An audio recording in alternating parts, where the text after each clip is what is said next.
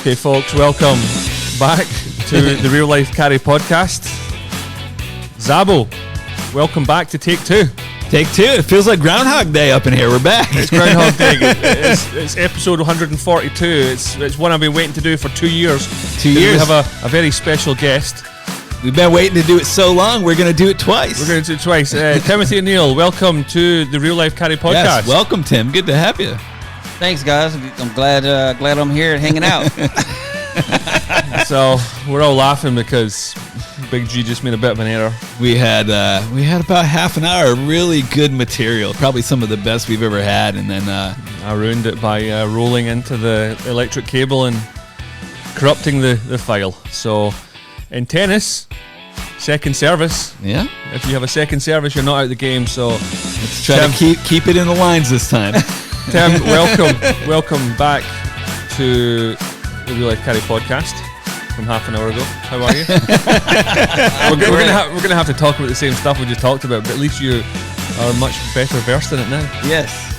I know the questions that are coming. Yeah. Well, actually, you really don't, because we made all those up on the spot. We had no script. But so, regular listeners to the podcast, if you go back and listen to the episode Caddying for a Pro Part 2, that's 2 years ago, I was put in contact with Tim via Zabbo. You were, yes. You were put in contact with Tim, and you didn't really want to do the job. I had to convince you to do the job. You were dead set against it. I have this group. Tim's looking at me the same way he did. Exactly.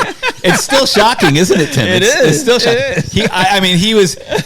You could probably look back at the text message, but it was pretty laughable. I was like, dude, you really got to do this job. So, Tim played college golf with AJ Montecitos, who I met through Kevin Streelman. Used to caddy for Kevin Streelman full time on tour, and he calls me up and he's like, "Hey, Zabbo, I got my friend Tim O'Neill. He just got an exemption into the Champions Tour First Tee Open. You got a caddy for him. Got to lead him around that place." I'm like, AJ, I would love to, but I have this guy I've caddied for the last 10 years. I can't bail on him. It was a week and a half before the tournament. I was like, I really can't bounce on him. It wouldn't be kosher, but I'll get him somebody good. Made five, 6 phone calls. Yeah, after I got through the good caddies, I got to G. I'm like, G, you really need to do this job. And he's like, no, you already got this McCoppin group. They rent the house on 14 at Pebble every year for the whole month of September. So there's jobs for us that week outside the tournament. He's like, I'm going to stick with the guaranteed money. This is good. I'm like, nah, man, you don't know this guy. He just turned 50. He's the real deal. And finally, you're like, okay, let me research him. Let me look him up. So I researched you. I saw 319 yards. Would that be right? No, it wasn't that much. Okay, maybe 310. All right, let's not let the truth get in the way of a good story there. It was 322. I'm going to stick with 319. I saw your birthday. You just turned 50. And you looked like an absolute thoroughbred. So I was like, I'll do it. And I'm very glad I did, because it could have been a number of... Normally in this type of thing, when you're offered a pros bag... Oh, you get... Yeah, if a local caddy's offered a pros bag, usually it's somebody who has no chance. There's somebody... I mean, no offense, that got an exemption. That's probably not going to play well. Or somebody at the bottom end of the tour, because most tour caddies have their own regular caddy that they're going to use. Correct. So when you see somebody like you in your stats, it's like, whoa, he's got a legit shot. So I think that piqued his interest in, and what a week it was for you guys. I mean, certainly to start, it's like, I think you shot 66 the first round, or something crazy. Well, we could also start with the practice round. Remember the practice round we played with Corey Pavin? Oh, yeah. Yeah. That's right. What happened there? I don't think I heard about this. So, Corey Pavin, midget golf. And the old Ginty. I always find with these old pros, they see themselves as the center of attention. Of course. I'm a resort caddy. He sees himself as the center. I don't know if you remember this, Tim. First time we're walking down the fairway, I said, listen, I'm a talker. I said, I talk too much, just let me know. Yeah. Yeah. And you said, no, I love it. The more you talk, the less I think about golf. Yeah. That's exactly what you said. I went, perfect. So caddying for Tim's like caddying for one of our boys on the course, resort golf. I think there was about 4 or 5 of us to start with. Yes. And the Australians bailed after a few holes because the pace of play was poor. Yes. We ended up, I remember going down 10, and there's only just, it's you and Corey Pavin. Yeah, and I think a girl. Aye, maybe one of the juniors. One of the juniors, yeah. Oh, gotcha. Yeah. Mm-hmm. And Corey Pavin's like, he's telling stories from the 70s, right? I'm like, Reliving the past, bro. and it's just like, I brought it forward a wee bit, you inject a little bit of life into this. And he didn't like it because He wasn't feeling the big G? I don't think he was. Well, he certainly wasn't. Because when we get finished, he said to me, I went, well, lovely to meet you. And it was lovely to meet you, which it was. I'm lying. It wasn't that lovely. Yeah. Nice to meet you. Have a great week. And he looked at me and he did this with his hand like he was changing the knob on the radio. Geez. And he went, hey, just try and tone it down a little bit this week. Wow. Seriously? And I looked at him and I said, you should go back to the 90s with your moustache. Did you really? Yes. Nice. That sounds about right. That sounds right. I was like, ta-ta. And we ended up beating him that week. So I was very happy with that. And come Sunday, he didn't have a mustache. But yeah, you came out, the stall's absolutely flying. Yeah. Thanks to you. Come on. His head's big enough, Tim. Easy. No, I've always, I've played golf on the West Coast, quite a few times, and I've always struggled, even when I was playing PGA Tour Latin America. Sometimes we play courses that have Poana greens, and I've always struggled with reading Poana greens. Yeah. You'll get one or two putts, sometimes more, where you think it's going to do something that does the opposite, and it's just a little. It kind of gets in your head a little bit, and then you start overthinking. But Gordon was really good.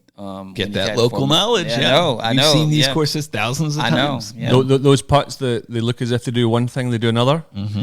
Bruce Jenner's. Yeah. They look like one thing, but they're another. There you go. Exactly. It's from the top drawer right there. But even through the second round, you guys had it going, right? You were at finishing the second round, you were top 2 or 3, right? Well, halfway through the second round, we're leading. Yeah.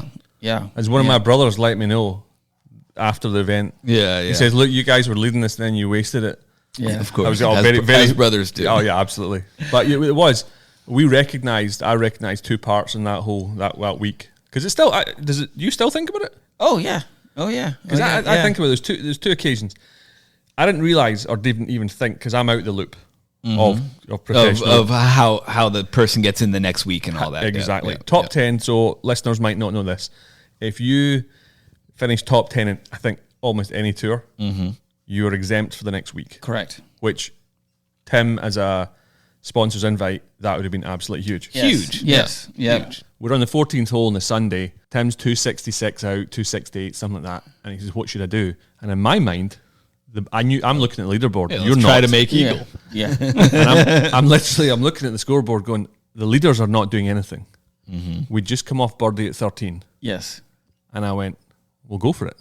Because I'm thinking, hey, we could if we birdie in 5 under the last 5. He's always positive thinking. I'm going on holiday next week. Yeah, exactly. And we ended up going 4 over in the next 5. Right. And finishing maybe 12, 13, whatever it is.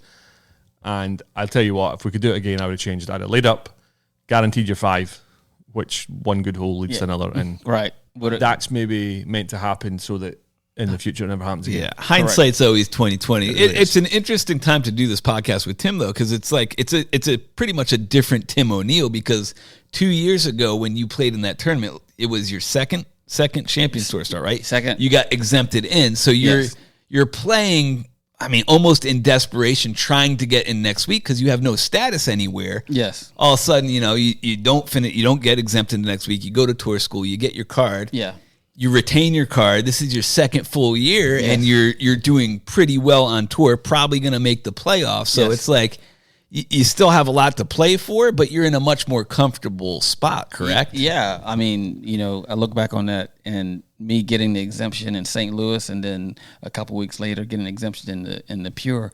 I think that played a big part of me getting through Q School, because I never played in a Champions Tour event prior besides St. Louis. So now that kind of got a little taste of it, all right, this is what it's all about. I'm playing with these guys. So then, even though I didn't get the top 10 at Pure, I got a taste of it. So going into Q School, I think that helped a lot, knowing, not the guys, but, just kind of getting the feel, because all this was new to me. It's still tournament golf, still golf at the end of the day, but just playing in that atmosphere and getting that under my belt. Now when I go into Q school, I was a little bit more mentally prepared, on what I was going to have to shoot and all that type of stuff. And how many rounds is Champions Tour? It's just 4 rounds. 4 rounds. That was your first attempt, right? First attempt. I made it through first. There's only 2 stages. Like PGA Tour Q school is 3. Yeah. 3. If you have to go to pre, then it's 4. But it's 3 stages, and Champions Tour is just 2. So I made it barely through the first stage, and then made it to finals, and then was able to put 2 rounds, my back end rounds, back to back 6 under par rounds to make it to finish third. Is this in Phoenix? Phoenix, yes. Just in Scottsdale, actually. Yeah, just outside. You finished third, and only the top 5 get their cards. Correct. Man, yeah, that's got to be such a good feeling. It's the hardest Q school on the planet. Yeah. I'll tell you what else you got a taste for that week. Chipotle. What does that mean? He was eating Chipotle every day. Oh, we're talking about He's got a stomach of iron. He's like you. Chipotle is delicious, especially if they have that carne asada. Yeah. See? I love Chipotle. No, I'm over it. Wait a second. We didn't talk about this year's sponsors. Is Chipotle back? Do I need back. to? Yes. Oh, I need to get credentials. So we're playing a practice round at the Wee course this morning, and we went for someone to eat at halfway. Wee Jim, who runs the grill, the dive grill there. Yeah. He loves the podcast. He does love the podcast, and he said, "Is Zabbo working?" I said, "No." I would have been if I known there was Chipotle to be had. He's not working the tournament. He said, "Well, is he taking his credentials from last year to sneak in for Chipotle?"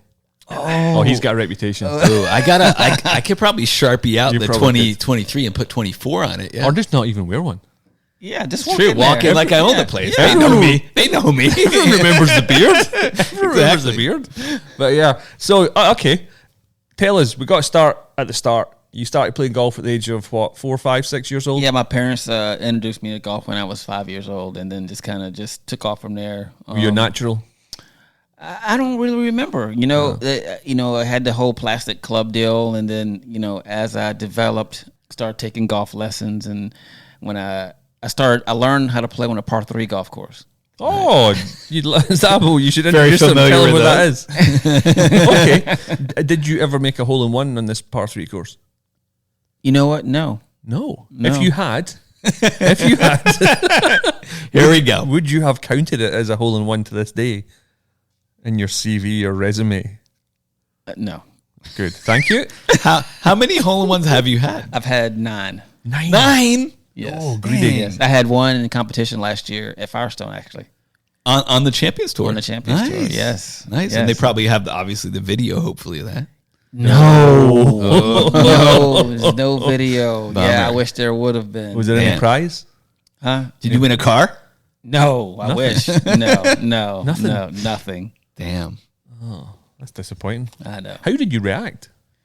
Well, I didn't know that it went in, but I was shot. I mean, because it was kind of an uphill shot. Pin was front left, 8 iron, and it was kind of a tough spot, and wasn't playing that well at the time. And my caddy was like, "Just go right at it," and it just wow. Yeah. How far is that? 170? It was about 173. Yeah. Yes. Yep. Oh, I'm spotting the numbers. Yeah, there you go, G. G's doing a little research while he's here. So how far was that again? So one thing about professional golfers I can't stand is like I understand that we discussed this, you have to, when the adrenaline's pumping, you have to be able to just calm it down, slow it down, bring it back to before you hit the next golf shot. If you're depressed about what you just did, you got to bring that back up. Okay, Yeah. You don't get too fast. But when you make a hole in one, do some acrobatics or something. Like it's a massive, massive deal, right? So these guys just tip the hat. Yeah. Was there nobody on the green to give you the reaction like, oh, it went in or any of those? Oh, people on the green were going crazy. So but I knew something happened, but I just thought it was close. And Gotcha. then someone told me, it went. That's cool. Yeah. That's awesome. And did you buy drinks in the clubhouse after? Absolutely not. No, he's a golf pro. Exactly. Yeah. They were taken care of. Open bar. Yeah. You're good. So what age do you believe, okay, this is what I want to do with my life? High school. High school. Yeah. Like how good were you at high school? What kind of numbers? I was breaking 70 in high school. Mm-hmm. Yeah. Dang. Yeah, I was shooting, under par. Were you playing at private high school or just a local public high school? Or? I went to public school. Nice. Yeah. And you must have been playing number one pretty much the whole time you were there, yeah. Yes. It was myself, and we had 2 other guys that were golfers, and then the other 2 guys on the team were baseball players. Gotcha. So they were very good. Shoot 9,500. Yeah, right. Would that be your advice to anyone starting the game, like starting a par 3 course? Well, what my dad was, he was like, I'm not taking you on a regulation size golf course, a regular golf course, until you can actually play. Because, you hate, to go out on the golf course and the kids are just hacking it around and don't know what they're doing. So I didn't go on a golf course, a real golf course, until I could actually play golf. So nice. I was I started when I was 5, so I guess around 9 or 10, my parents started me out. My dad made me start playing in front of the ladies' tees, ladies' tees. And I didn't stay, because my mom played too, so I didn't play from the ladies' tees very long. And then I moved back. Nice. And then by the time I was 13, I was playing from all the way back. Yeah. What age were you when you beat your dad? Was your dad a golfer, or is he a golfer? Yeah. What age did you beat him for the first time? So I went to summer camp at Bay Hill in Orlando, and I was 12 or 13. So after that summer, after going 1 week at Bay Hill, got to meet Arnold Palmer. It's a camp, and you stay at the lodge and all that stuff. After that, neither of my parents could beat me anymore. Nice. I don't know what happened that 1 week, but after that, I was all clicked.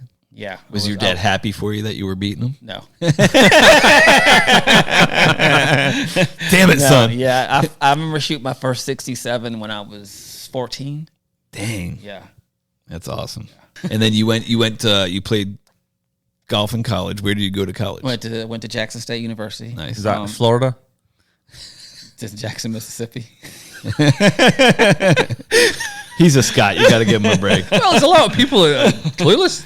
Well, Jacksonville, Mississippi. Florida, So there's a Jacksonville State University, but that's in Alabama. And then there's Jackson State. That's where, if you know football, Walter Payton went to Jackson State. Dion was coaching there before he went to Colorado. Oh, yeah. Yeah. And you played Celine Dion? He's not a football player. He's not a football fan. I know who prime time is. There you go. Okay. I know. He played a Major League Baseball game and an NFL game in the same day. Correct. Yes. Good. Yeah. Well, I look know at you on your stats. And he played at the Detroit Lions. You're correct in that too. Well, he was Falcons for a while too, right? But he was an absolute legend at the Lions. Dion Sanders. He never played for the Detroit Lions. Did he not? No, you're thinking Bo Jackson. Bo Jackson. Bo Jackson did both, yes. He did both. But I don't think he played for the Detroit Lions. He played for the Raiders. I'll tell you what. That's right. There was someone that was good that played for the Detroit Lions. And he could run fast. There was a football player one time who played for the Detroit Lions. Legendary. I think he was a black guy. I think I'm pretty sure he was a black guy. There you go. Okay. So you play 4 years at Jackson State. Yes. And then you decide right away to turn professional? Yeah, I was like, I think I want to give this a shot. Now, you're from, where are you from? I'm from Savannah, Georgia. Okay, so not far from Mississippi. No, Mississippi. It's a couple states over. So you got Georgia, Alabama, Mississippi. So it's about an 8-hour drive when I would drive to school. It's closer than Belize. Correct. Yeah, there you go. So it's very, very close. Very close. It's like, Roxford. Do you have fun playing college golf? Absolute blast. Oh, It went by so fast. Yeah, we had a good group of guys. Like AJ was my. You saw me, you saw him. Yeah. So Right. Then AJ has went on to do a great thing. He catered for Wyatt Yang when he won the Honda, PGA, right? And he beat Tiger in the PGA. All right. So AJ is one of my best friends. I'm going to go see him after this tournament. That's awesome. He helps me out with some stuff. That's awesome. Yeah. 7 days a week. Like what's the schedule at college golf? Do you play 7 days a week? Practice? Pretty much. In college, it's not a lot to do in Jackson, Mississippi. So other than class, we're swinging the club, we're playing, practicing, hitting balls, or doing something every day of the week. Yeah, pretty much. Aye. Yeah. What kind of clubs were you playing with? So my freshman year, I had Hogan Apex Iron blades. Good set. And then I developed the shanks with them, so I had to get rid of those. I got rid of the whole set. It started with the wedge, and it started working its way up to like the 8. Seriously? 7. Oh, I got the shanks in college. Got the shanks in college. I had to get rid of the whole set. And then I started playing some Daiwa blades. But yeah. Oh, yeah. I tell you, that reminds me of a wee story you might want to share about shanking. Yeah. So my last tournament last week in South Dakota. First round, 12th hole, par 5. I hit it a little right. There's not a lot of people out there on Friday, the first day. Yeah. And I'm just trying to chip it back in the fairway. And I hosel rock one. Seriously? Hosel rock it went right into a guy's nuts. Into a guy's nuts? Yes. Dude, weren't you like tied for 4th going into the last round? Well, yeah, this is the first round. I know, but I'm saying like you shanked one and then. I shanked one and I'm just trying to. So I shanked it and it was like, ball was moving in slow motion. The guy couldn't get out of the way. Like, could not get out. Oh my God. I felt so bad. Yeah. So did you give him a signed glove or anything? No, he didn't. He just got out of there.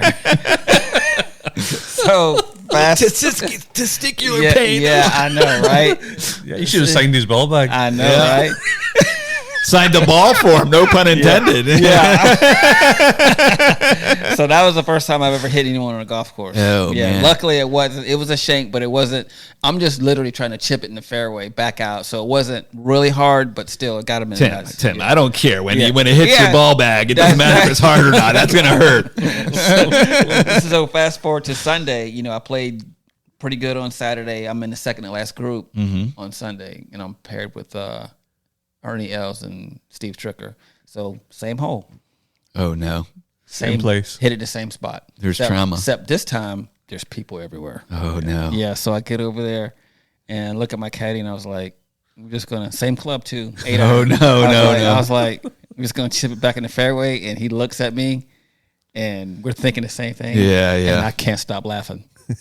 Like I'm dying laughing because he's thinking the same thing I'm thinking, but this time I was like, man, there's people everywhere. Can't afford to shank this. No. So then after I calmed down, stopped laughing, then I hit the shot. Then some guys were like, I'm walking through the crowd, and the guy was like, what was so funny back there? I was like, you guys were in danger. You didn't even know it. Yeah. Wow. Well, I'm glad you didn't shank another one. Yeah, me too. Man. So back to Mercer Sherper. Do the universities have deals back then? Because this is late 90s. Oh. Do they have deals with NIL clubs? deals? No. Like club. Were you driving a Range Rover in college? The club manufacturers and balls and stuff. Like, what's the deal there? No. You got to provide your own? Or? As far as clubs, yes. Golf balls, no. Our school had to deal with... we were sponsored by his clothes. We had our uniforms were Nike. We played Titleist golf balls. But as far as equipment, yeah. Golf, what about bag? Golf bag? The school provided us with a golf bag. I tell you what, how things have changed now. Oh, yes. NIL money. That reminds me though, before NIL, when I went to college back at the University of Rhode Island, I was back there in like the Lamar Odom days. Oh, Lamar Odom came from nothing, but he was driving around campus with an Escalade on spinners, and we were all looking at him like, come on, Lamar, like, yeah, you're not getting that with your own money. He had a part-time job. What are you talking about? Of course he did. They were paying their athletes well, and we did make the Elite Eight that year. So who's Lamar's? I'm guessing Lamar Odom. Oh, no dude. idea. Played for the Lakers the year. Look up Lamar Kardashians. Look up Lamar and Khloe Kardashian. Is that basketball? Yes. Okay, there you go. But moving along, you learn something new every day. So college for 4 years, you play there, and then you decide, hey, I'm going to go and try and be a pro. Yes. And so decided to, I think I want to try to do this for a living, and got a few people behind me, and paid for Q School. This is when Q School entry fee was $3,000. Now it's like $7,000. Wow. Yeah. I feel as if the PGA Tour have turned Monday qualifiers and tour school into a business. Well, the Monday qualifiers. Especially, the tour school, the Monday qualifiers is usually your section that really make all the money because you have to play practice rounds and all that type stuff. So it's really hard, and they don't really care about Anything. No, they just want to get you in through, and they Take your money. Yeah, take your money. Very For true. sure. But you got to think, as far as like the Q school entries, you have, I don't know the numbers, but I think it's 6,500 just for the entry fee, and that's not even including you have to travel, Yep. play practice rounds. That's for final stage, right? If you make it to final stage, you pay the 6,500. No, that's first stage. That's like upfront first stage, and that gets you through everything if you make it. correct. Yeah. Dang. How do you go about getting that money then? Who do you go and speak to? Mum and dad, or just people at the club? Yeah. If you don't have, if your parents are wealthy enough to can afford that, usually people at the club, or then you get a few guys together. You hear of guys getting like 10 guys together, and they putting in $2,000 or whatever. You do like people buy shares, or there's several ways to do it. There's a trial coming up involving that with a certain other PGA Tour player, but yeah. Big Tony, Big Anthony. Yeah. Oh, really? Tony Finau, their trial's coming up in October. What's his brother called? Gipper Finau. Gipper. I know those guys. You know Gipper? Yeah. See, I told you that's a real name. Is that his nickname or a real name? I've only known Gipper. I told you. I don't have any kids, but come on. I wouldn't be sitting down, okay, what are names here? John, Bob, Tom, Tony Gipper. Gipper. Gipper? It's not even a name. Yeah. Well, that's his name. Yeah. Well, so what's going on with the trial? What's I think it's... So it's what you were just talking about. These guys allegedly threw Tony a bunch of money back, and they threw Gipper too. They said, we'll give you this amount of money. Allegedly, they had a contract with him. Say, you make it on tour, you pay us X amount for the rest of your career, or for however long the agreement was. And Tony made it on tour. Gipper obviously didn't. Tony made it on tour. Tony never paid the guys. So the guys are saying, look, Tony, you're owing us millions and millions of dollars from what you've made. Tony's never paid him. And finally, there's a jury trial coming up. That's 2nd of October? Yeah. Ooh. Oh, it starts coming up a couple soon. of weeks' time. Yeah. Aye. And it's a contract. We'll see what happens. I mean, there's they're hearing the case. So obviously there's some evidence. So Damn. Yeah, some guy emailed the podcast about 6 weeks ago. He wanted to tell us more, but he had pronouns on his email signature, so we banned him. Yeah. We don't do pronouns. So how about you, as far as making it to the did you have any sponsors to help you get to the Champions Tour? I had some guys that a guy that helped me out. He was in a situation where he had some cash, and he's watched me from afar for a long time, and he was able to just help me out to get to where I was comfortable. But he doesn't expect repayment for the rest of your career. No, it's not right? like that. You have to be careful of that stuff, because you hear bad deals. Guys getting involved with you think they're helping out, but you have to sign your life away. And that's not a good deal. I've heard some bad deals. I was like, why would you ever sign that deal? Yeah, like Don King stuff. So you're out there playing for yourself now. You're not having to repay anybody at this stage in the game. Oh, you never did. Yeah. Right. Oh, good. Right. Sure, good. No. Right. Yeah. And I don't be throwing him under the bus with Gipper and Tony. Come on, dude. Just because he knew them. You know what I mean, Zabbo? Yeah. You've heard of deals. I've heard of people signing deals where they get they're paying you an allotment of they're paying you a stipend every month, but then whatever you make, they get 70% of it. Oh yeah, 70%. Yeah, 70%. So it's like, I know guys that have done this deal, and if your back's against the wall, I get it. Yeah. You don't want to go to work, but you get that money, you're still able to play. But then I'm like, okay, the thing that I didn't like about it is, if you make it, there's no buyout. Yeah. There's no buyout. You can't, and it's ridiculous. So it's like, if he's really trying to help you out, okay, at least make it a buyout to where you can get out of the deal. Get out of the deal at some point once you've made it. But I'm like, there's no way, because it's just a bad situation. Yeah. You make it on tour, and you're making $2 million a year, and having to give 70% of your income. That doesn't sound right. No, that just comes down to people's personalities and what they think. There's nothing better in life. As a caddy, we help people every day. Yeah, it's just, I don't know, morally wrong. Yeah. It just doesn't feel right. I get it. The person he's taking all the risk, but it's not like, once you make it, you made it. you paid his money back plus some. It's like, let there be some kind of buyout to where I can get out of it and then For sure. go about You've made your money back and then exactly. some. Yeah. Don't be greedy. Relax. Like that. Relax. Boys, we're going to take a quick comfort break. I'm going to play an ad, and then we will come back, and Timmy can tell us about his life on the Nationwide Tour and also when he went to Thailand and picked up a ladyboy. Every golfing group has the guy who coordinates the weekly game or the buddies trip. If you're that guy, you'll be very familiar with the pain and frustration scheduling, managing and scoring your game. Why not make your life easier by downloading the Big Game Golf app and start saving time and hassle today?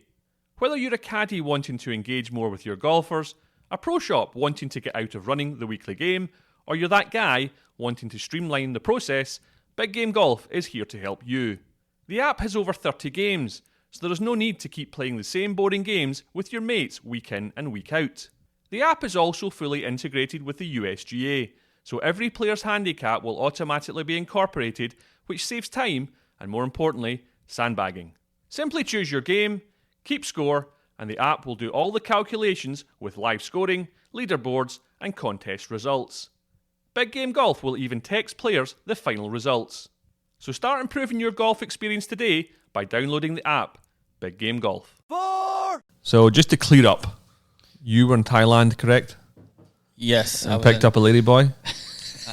I personally did not pick up a ladyboy. Okay. But he could have very easily. Yeah. Because there's hard to tell. I could have. It is very hard to tell. Yes. What tells the story? Because you told it in the episode 100, actually. A caddy, right? There was a caddy involved. Yes, there's a buddy of mine, his caddy went out one night and picked up what he thought was a female, and it turns out that it was not a female. And he told his player, and I was like, there's no way I would have told anybody if something like that would have happened to me. Especially after he went through with the whole deal. Yeah. Some guys just want to own it. Yeah. Can you imagine finding out that? That's interesting, huh? Yeah. To be a fly in the wall. Yeah. But he's a caddy. He probably can only half remember it. That's true. Oh, yeah. Looks can be deceiving. Okay, so it can be very deceiving over there. Yes. Got to be careful. Yes, very. Enough said. So What was the old saying you had? It's like a putt. You got to. okay, so I've got some great sayings. You heard some yesterday. Yes. All fours. And the Surf Pro boys, shout out to the Surf Pro guys that sponsor Timmy. Yeah. If you have a hurricane damage, correct? Is that what they do? Yep. It'd be just like it never happened. It's just There like you go. the clean up. You know what I mean? It's like the FBI. You know what I mean? Wouldn't even know they were You there. wouldn't even know it happened. So we were doing the pro-am with them, and I brought out some of my Some of your gems. some of my material, as we'll call it. Yeah. But I always tell people when they're putting, if they want to improve, because they always go, "Our Johnny Hack, really? It's uphill." Yeah. Yeah. Okay, come on over here and have a look. Oh yeah, look, it's uphill. And I tell them, putting's like trying to find a girlfriend in Thailand. You have to check it from both sides. Badooch. Actually. Oh. There you go. We love Check that it one. from both sides. Check it from both sides. Exactly. Boom, boom. So you tried tour school, 2000, correct? Yes.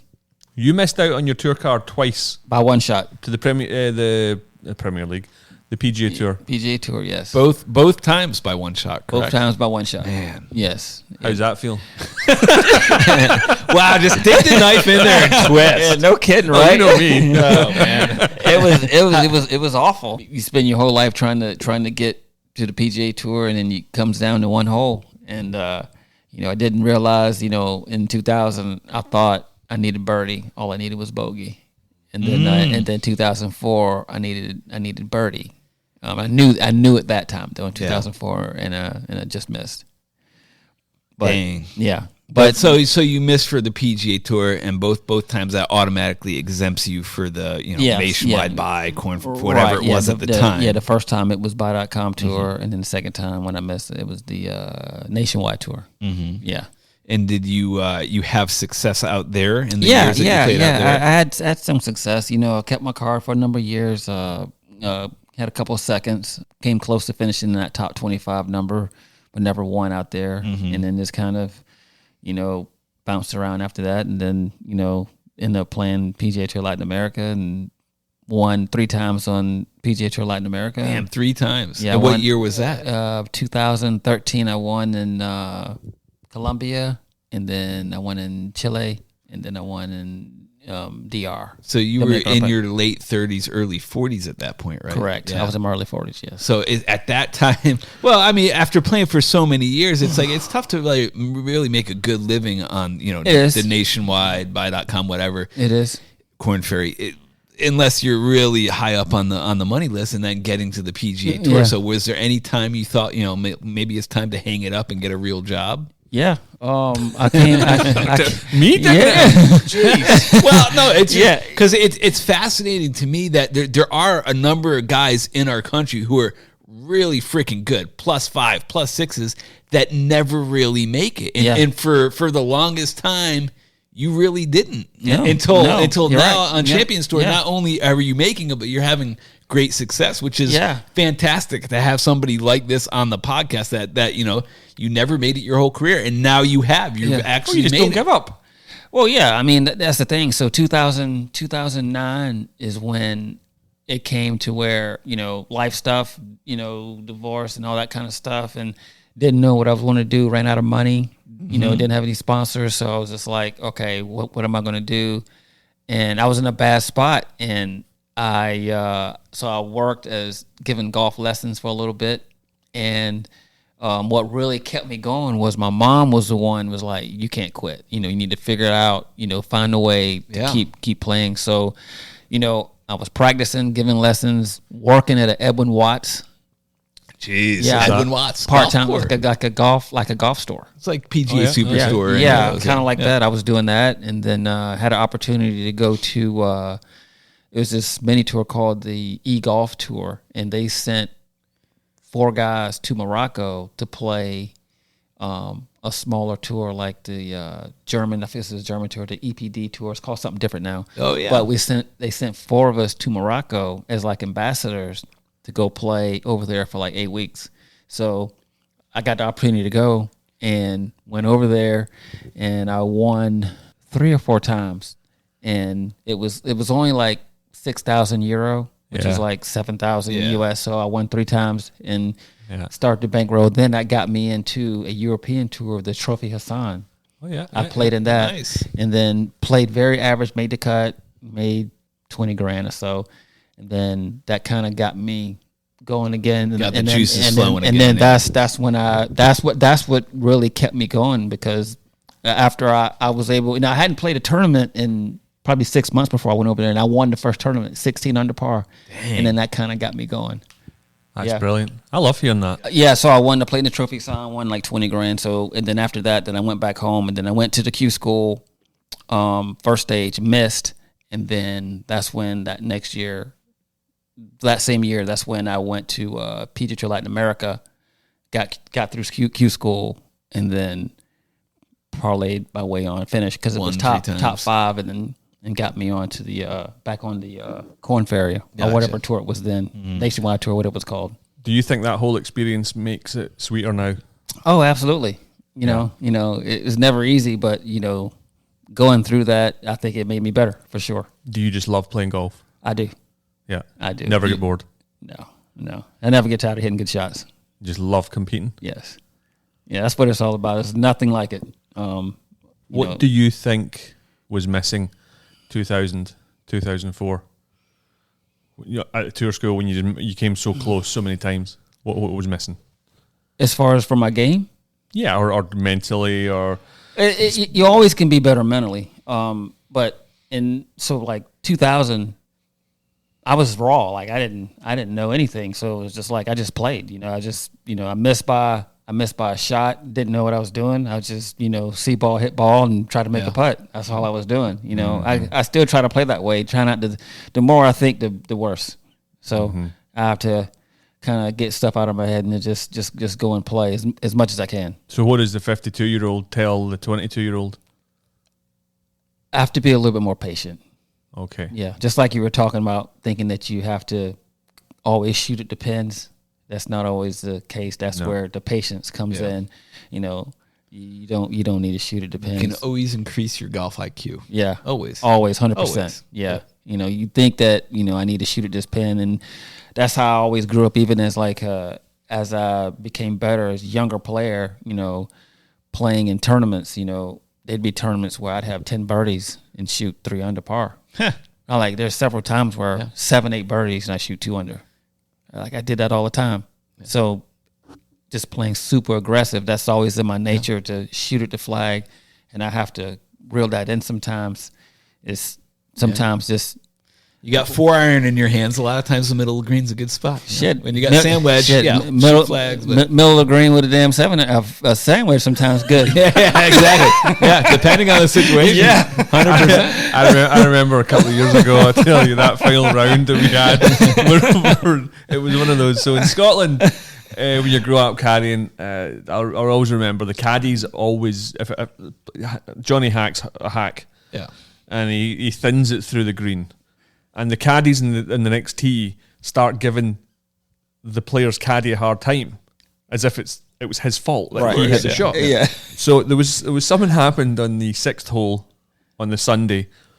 Drive up top. I think you had it in the bunker actually. Got it up top, and you're about 75 yards out, and it's a 60-degree wedge, and you airmail the green. Yeah, from the fairway. From the fairway. Oh, jeez. So like this is like birdie opportunity. Here we go. I'm thinking, well, we're gonna hit this inside 10 feet and have a chance. Yeah. He airmails the green, and people are looking at me. Or I felt bad number, bro. Bad number. He's a tour pro. He can't miss the green from 70 yards. And Timmy just looked at me and he went, "Man, I'm amped. I'm amped." It was classic. Yeah. You're right. I think. It's not a sprint, it's a marathon. Yeah. And these old guys, they're just robotic. They don't get emotional. No. You know, like Bernhardt is like, he's almost like he's a robot. Like, man, never affected. Too. Everything is just like, it's like everything is strategic wherever he's hitting it. And I mean, he's good. He is just a machine. Unbelievable. He's like 67 years old. Yes. And he's still he's hobbling around. He's got a bad and everything. He's beating his age. Yeah. But that's because it's from Germany, and Germany, we almost take over the world twice. Now I remember reading the book in the book Warrant by the Shore, and he was in the Ryder Cup, and he was asking one of his playing partners, caddies, like, "What's the yardage?" And he's like, it's 152 to the front. And he goes, "Was that from the front of the sprinkler head or the back of the sprinkler head?" And he was being serious. He's like, "From now on, my caddy will do my yardages. Thank you very much." Yeah. Wow. Yeah. I believe he's that good. Like I played with him a few times now, and everything is for the purpose where he hits it. Yeah. It's pretty impressive. So I guess you're at a stage you're still watching these guys, looking up to them, learning from them. Oh yeah, I'm always learning. Who did you look up to when you were growing up? Who was your favorite golfers? When I was in high school, Greg Norman was the guy. Oh yeah. He was the number one player. Yeah, he was the number one player in the world, sure. and just how he played, the aggressive nature. I always liked that. And then other guys come along. You look at Freddie, he's smooth, and then of course and Tiger became one of my favorite players to watch. Just dominant. But yeah, you look at you play with these guys like Ernie Els, and it's just effortless. You watch how he navigates through a round. Played with Stricker on this past Sunday. I mean, wedge game is insane. Putts it unbelievable. I mean, all these guys short games, and just how their short games is what I'm more impressed about.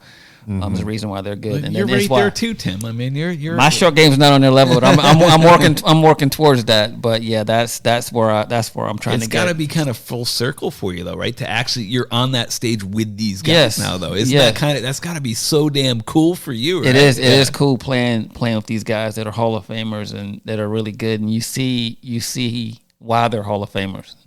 Because they're really good. Yeah. Like all these guys are. And really you're good. out there competing with them, playing with them. So. I'm that's why I'm grinding. So you've had full status for the last 2 years. What's your best finish so far on the Champions Tour? I think I've had last week. I think 7th. Nice. Yeah. Nice. Yeah. I've had opportunities to have some better finishes, but I'm building. I'm just the consistency is where I'm trying to get. This week included, my friend. Big things Well, coming this week. That's interesting because I always keep an eye out for your scorecards. Your scorecards are like a bingo cards. Yeah, yeah. You don't like pars. Well, the thing is like my buddies, like AJ, for instance, like there's been quite a few weeks where I've made as many birdies as the winner. Yeah, and or more. Right. Yeah. And that's where I'm making too many bogeys. But we have a new strategy now, like I was saying, just to be a little bit patient. Don't shoot it to the pins. Yeah, go the green, and then just play very conservative. For sure. Yeah. For sure. Oh, I like that. That's a great idea. Keep that in mind, G, this week. Yeah. Oh, we have that very, very much in mind. That's a great piece of advice for the listeners, the amateurs. Patience. Because if this is a pro that's doing this, that's not going for pins, that's trying to hit middle of the green, that's a great piece of advice, correct? Yes. Yeah. Tim's allowed to shoot at 70% of pins. The amateurs we caddy for, 0%. Shoot at the middle of the freaking green, and if you're lucky enough to hit the middle of the green, we'll be very happy. Right. Could you also tell the listeners, like, how much time do you spend per week playing golf? Practicing? You could even break it down to putting, chipping, range, and actually on the golf course. When I'm home, typically, I'll go to the course. I do play a lot, but a lot of times when I'm playing, I'm practicing too. So it's not like I'm out there playing a match or playing for my buddies. I'm out on the course hitting shots. Yeah. And like it just say if I go to the course by myself, I might only play 9 holes, but I might hit 3 or 4 shots on each hole. And then especially when I get around the green, I'm hitting all shots around the green. So it might take me, 3.5 hours to play 9 holes. Now I'm playing on a course where there's not many people out there at all, so I can kind of do what I want. Yeah. But if I don't have that, then I spend a couple hours putting, hour or so chipping, and then couple of hours. Yeah, you hear that? You hear that hack? Couple of hours. That's putting, you. That's you listening right now. Yeah. 2 I spent hours. 20 minutes last week putting. What's wrong with I can't get out of the bunker. Right. Yeah. Do you ever practice? Yeah. Right. So you're talking hours every single week, Yes. whether you're Every day. Yeah. whether you're playing a tournament or not, you are grinding. Yes. So that's what these amateur golfers can't get their head around. Right. And then, most amateurs I play with, like in pro-ams and stuff, most of your higher handicaps lose their shots around the greens. Yeah, 100. Yeah. 125 yards in, 70% of your shots, Exactly. regardless of how good you are. Correct. And it's I just hit driver at the range for half an hour. I just Well, kept what's it- hitting drivers. You got to hit your new driver. Yeah. That AI smoke, bro. I got the new AI smoke. Yeah, everyone wants to hit the driver far and all that, but most of the time, they're losing. Why can't I get better? Yeah. It's because their short game is shit. Because you skull your chip. Very true. When you skull that one across the green and then have to chip again and then 3-putt, Right. Brilliant. Yeah, but that's not sexy to hit the chipping and all that. That's not sexy. People want to hit a 300-yard drive, and then even some kids I work with, I help their dads to say, hey, can you talk to my son? Nowadays it's just worrying about how far they hit it. But I was like, the kids that have a short game, they're the kids that separate themselves from the rest of the other big kids. time. Oh, Yeah. The number of times we hear it, it was like, Much he cooler. bombs it. Yeah. He bombs it. Oh, you want to see how far? I don't care how It far doesn't he hits matter. it. It doesn't matter when you hit it in the woods. Yeah, exactly. Yeah. Get them around the green. Yeah, You chipped exactly. it to 30, 40 feet. Yeah, Yeah. right. You start chipping it to tapping range. That impresses me. From what you've talked about, would you at 52 tell Timmy 22 maybe look at the stats more? Yeah, and I think too, a lot of these guys, when you go to, if you have these kids that play in college, most of the college coaches have tour experience, or they've had guys that have played on tour.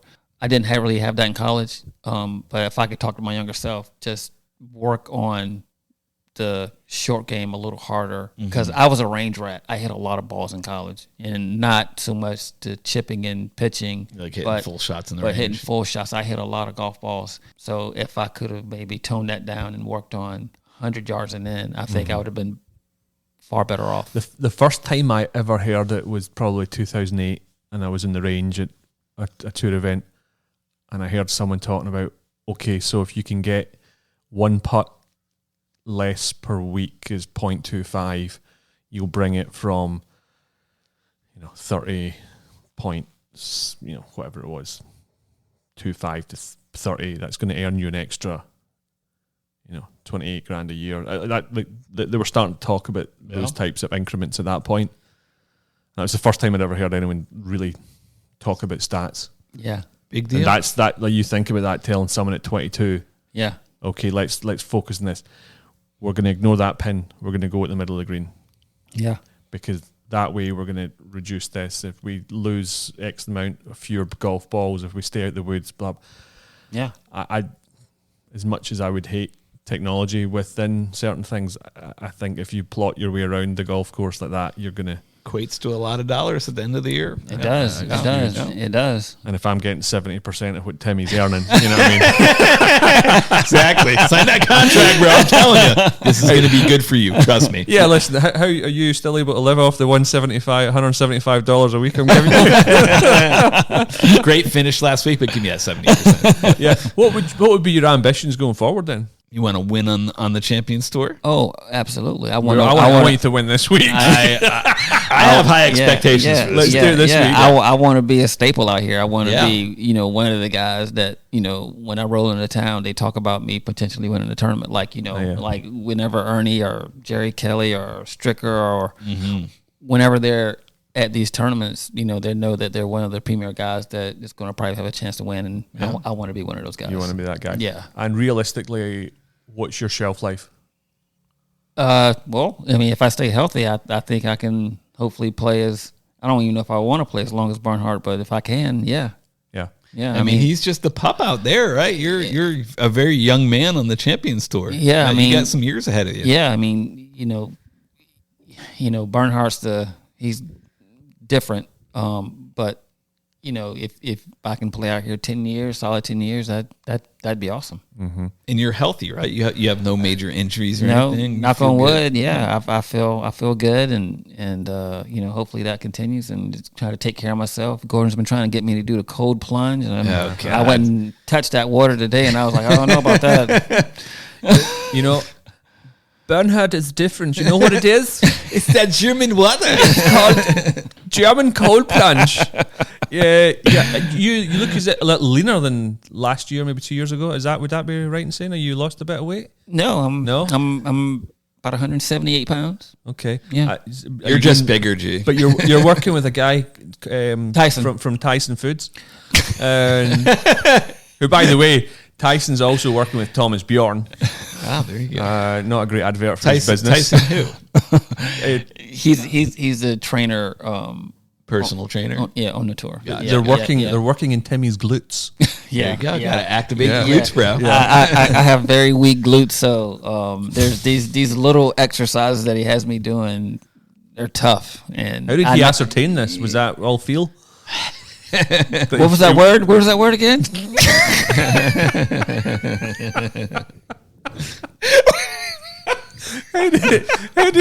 What are we talking about here? How did he work out you've got weak glutes? It's just different one-legged stuff, and you have to contract and move legs, and I'm wobbling all over the place. It's tough. I'm sweating. Like they're hard. They don't look like the movements aren't that hard, but when your glutes are weak, it's really hard for me. Gotcha. And do you think that will have a compound improvement on your game? Yeah, I mean, you really do. Tyson said last week, he said it's amazing how far you hit it with your glutes being that weak. So you're expecting to add length with the glute exercise? Yeah, I mean, I'm not trying to, but me doing this will help me be a little bit more stable, and I'll be able to hit it further, maybe straighter. Yeah. Yes, and you have to be one of the longest guys on the Champions Tour. I'm one of the longer guys. Yeah. Nice. I like the smile as he said that. He's trying to be humble, but I'm one of the longer guy. I love it. He was different from all the other boys. He was long. Too good. I just wonder how Bernard's glutes are. I might ask him tomorrow when I see him in the range. To steal? Hey Bernard, how are your glutes, man? I'm sure he'll love that question. Yeah. How do you say glute in German? Okay. What's a weekly purse on the Champions Tour? Is it like 2 million, 3 million for 2.5, and winner gets like 400,000 or 500,000? Yeah, 18%. 18% of the. It's always the break. Oh, I've already checked out. Gotcha. Gordon's got all the numbers. He's doing the math. He's like, I'm not gonna lie. Yeah, I get it. Not gonna lie, I did check it out. It hasn't moved since last year. They haven't, moved the needle on it. It's the same prize money as last year. Yeah. Disappointing. That might be going. When Tiger starts playing on the Champions Tour, it might probably move. You think he'll come out? I think he'll play a few tournaments. Who's your favorite guys to play with? Do you have buddies out there you like playing with more than others? I don't say I'm buddy, but like Boo Wickley's a good guy. I like playing with Rob Labritz. These are all positive guys. Labritz was a tour pro for a number of years, wasn't he? Yes. Yeah. Or not a club pro, yeah, right? Club pro. Yeah, I was about to say tour pro. Yeah, they're all tour pros. I never heard of them. I meant club pro. Yeah. Stephen Allen's another good guy that I like playing with. I mean, there's quite a few guys. There's hadn't been any guys that I've been like, man, I don't want to play with that dude. Do you know Frosty very well, David? I have not. You haven't had the pleasure? He's super nice to me, but I haven't played with him yet. Oh, nice. Yeah, give it time. You probably don't want to name names that you don't like playing with, but in that tour in particular, Gordon and I have seen it numerous times. A lot of bitter old men on that tour. They really don't love being out there. They don't have the passion for the game like we can obviously see. I can see that. And I can see honestly, it's not very fun for us to caddy in that event for that reason. A little different for Gordon this week. Unfortunately, fun guys like Peter Jacobson. Yeah. I mean, they couldn't get it around a par 3 course. You know what I mean? So they're fun to be with, but you have no chance of making cuts because he's struggling to break 85. He's legit, but he's older. Great, he's a great dude. What a wonderful guy, and he makes it fun for everybody. He takes time with the juniors. I know a lot of the old boys, they don't want to play with juniors and amateurs. I don't see why you wouldn't. It's a fun week. Great golf courses. Should be good weather. Well, I'd like to thank you for coming on, Tim. This has been awesome to hear your perspective and how your career has progressed. It's interesting to see somebody for so many years who you were on the precipice of making it, didn't quite get there on the regular tours, but now to have such success on the Champions Tour. After learning about you through AJ, it's been a joy to watch you. I've been following you very closely. I'm glad to see you have success, and I'm looking forward to this week. I think you guys are going to have a great week, and I can't wait to see the end result come Sunday. Thank you, man. I really appreciate you guys having me on and me telling a little bit of my story. It's an eclectic journey. I think it resonates more with people because there's success, but most people in life, they struggle through and they, people never give up and you keep going. Yeah. And when the win comes, it will just be even that much sweeter. Oh man, it's going to be sweet, and I have faith that it is going to happen for Tim. Man, it's coming. It is coming. It's coming. You stay at it. It is coming. Hopefully this week. As I say, hopefully it's this week. I get my weekly wage plus 70% of the purse. So exactly, it could be a real good week for everybody involved. Listeners, you might not hear from me for some time. Actually, if there's a victory. I may be doing the next podcast by myself. Yeah, you could do. Any shout outs, boys? I gotta just shout out one man who actually, without him, Tim would not be here. You would not be caddying for AJ Montecitos. We got to shout out AJ. Good man. And that boy AJ. Yeah. Thanks for hooking it up. Yeah. Ditto to you. Yeah. AJ's my guy. I'm going to go see him after the tournament. Help me out with a few things. And, good guy. Glad I got to know him over the college years. And, he's still one of my best friends. Okay. Well, Tim, pleasure. Thank you for coming on. Thank you, Tim. Much appreciated. Sorry for the slight hiccup, boys. we did about 45, 50 minutes, but it took us about 3 hours. So. I would love to say I don't think it'll ever happen again, but everyone knows me. That probably will happen. It will. Tim, thank you. Let's play hard this week. Let's go and get the win. Get Zabbo. You some money. I'll bring you some Chipotle to go. Ooh, yes, carne asada, please.